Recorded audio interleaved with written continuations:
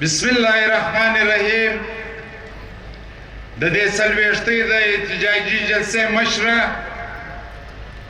او د پښتونخوا ملي پارټۍ محبوب چیرمن محترم مشر محمود خان اڅکزی او پر سټیج ناست د پارټۍ مرکزي او صوبایي او ضلعي مشران په پنډال کې ناست سپین ږیرو ځوانانو د مختلفو ضلعو سره راغلو ملګرو، ستاسو د ټولو په اجازه عزیزانو کله تاسو ته څنګه معلومه ده چې نن د شهید عثمان خان د څلوېښتۍ د احتجاجي جلسه ده.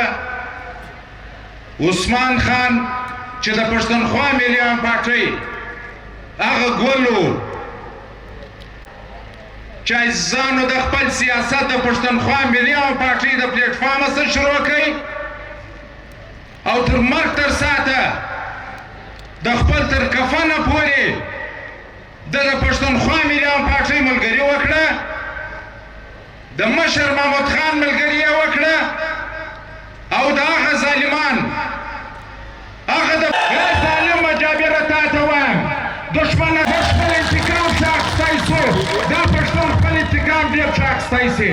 عزیزان شهید عثمان خان چې مې ضایع کړي سهار خدای مکه خدای مکه پر دا سټیجانو دپاره یې وکړئ، د خپلو خویندو دپاره یې وکړئ. عزیزانو که د پښتانه خیر غواړئ